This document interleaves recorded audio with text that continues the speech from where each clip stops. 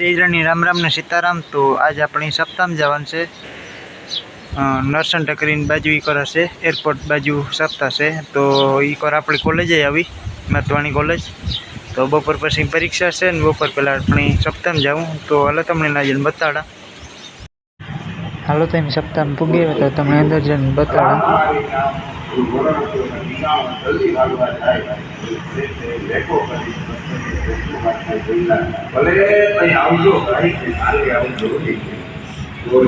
पाके पाए मैंने જોઈ ગયા છે પાકે પાए મને ઓળખી ગયા છે। આ કાલે મને ગમ્યાથી ગોતીન નાનકા કહો કે એરી ગયેલા તો શેરના ખોખોડી મજબૂરી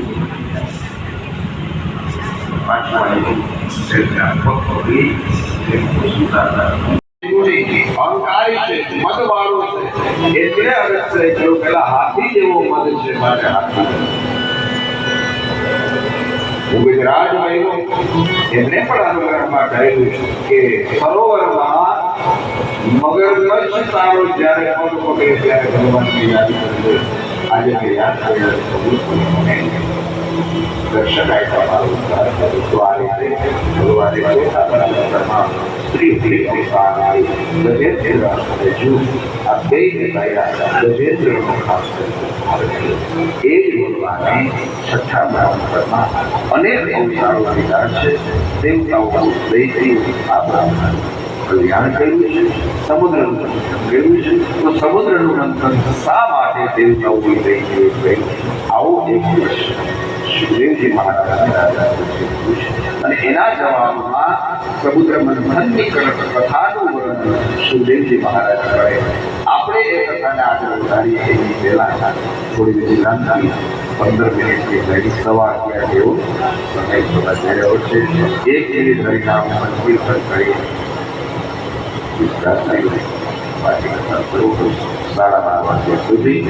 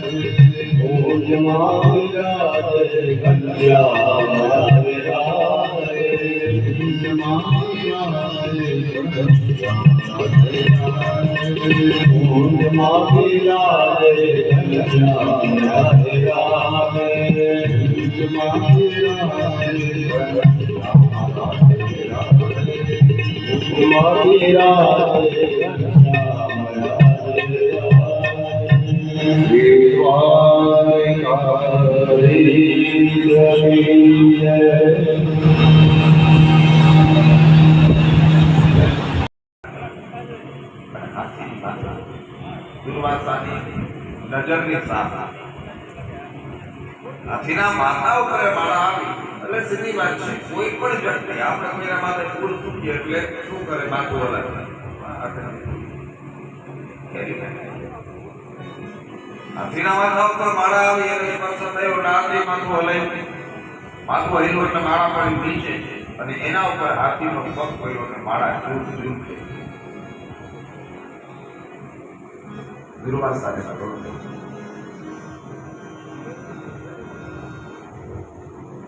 इंद्र ने कहे मैं तारा गळाમાં જે માળા પહેરાવી તારા અલંકારોમાં એ માળા સારી નહોતી લાગતી કે તારા અલંકારો ઢંકાતા હતા અને તારા પ્રેરણા બતાવવા માટે થઈને એ માળા તે ઉતારીને હાથીના માથે છેલ્લે પગ નીચે કચડાવી। આ માળાના મૂલ્યની કંઈ ખબર છે? આ કોઈ સામાન્ય માળા નહોતી, સાક્ષાત ભગવાન વૈકુંઠાધિપતિ વિષ્ણુ પરમાત્માએ આ માળા એના ગળામાંથી ઉતારીને આશીર્વાદ રૂપે મને આપી અને મને કહ્યું કે મારા કરતા તારે જરૂરી છે એટલે તારા ગળામાં પહેરાવી આ પહેરીને યુદ્ધ કરવા જા, જગતની કોઈ તાકાત સામે હારે નહીં. તારા ધન ભંડારની અંદર આ માળા મૂકી દે, તારું ધન કોઈથી ખૂટે નહીં. સખત ગળામાં પહેરી રાખ તો તારું આયુષ્ય કોઈથી ઓછું ન થાય, તને કોઈ રોગ ન થાય. આટલી મૂલ્યવાન આ માળા આના પ્રિયને તું સમજી ન શકો અને હાથીના પગ નીચે કચડાવી નાખી. જા, શ્રાપ આપો છું તો તારી સત્તા અને સંપત્તિનો અહંકાર છે, સત્તા અને સંપત્તિ વિહોણો છે.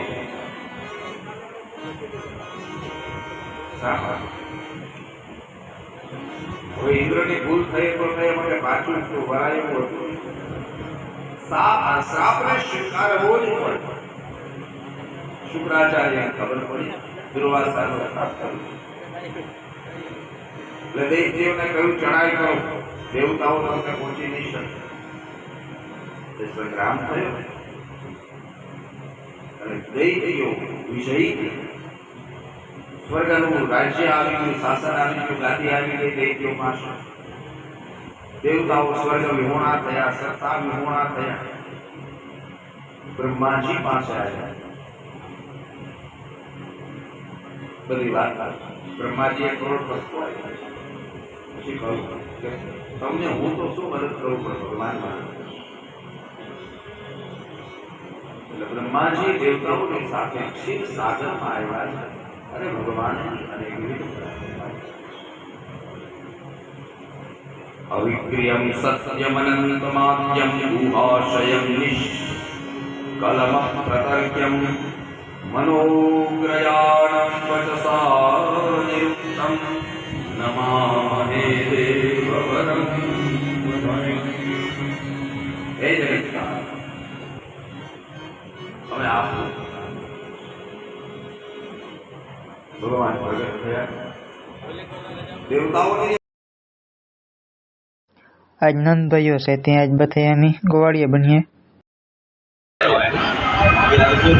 અમે બે કહેવાય તો વિકાસ જાય એટલે તો ફૂઈના નેવાણા છે બપોરે 3 વાગે રમવા આવતા રહીએ.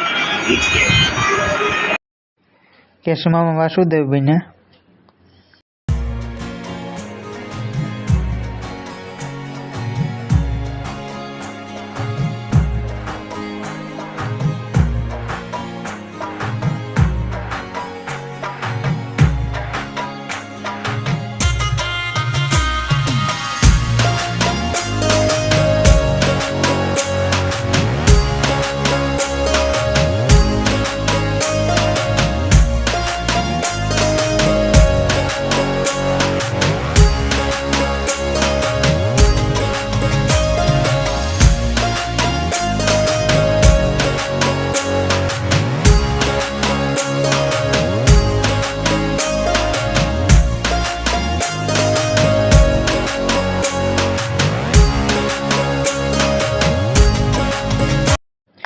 જણકો કાનુડો બનીએ.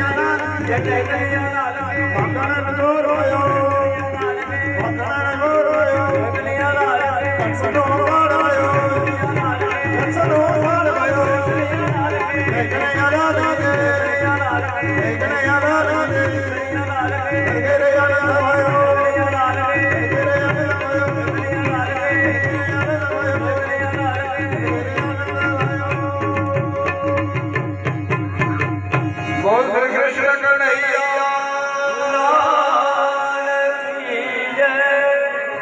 એટલા ગોવાળિયાની સંજયભાઈ રાયભાઈ બધા એવા રમવાનું છે અહીંયાથી નાનકડો રાસ ગવડાવીએ અમારા મિત્રો ગવડાવીએ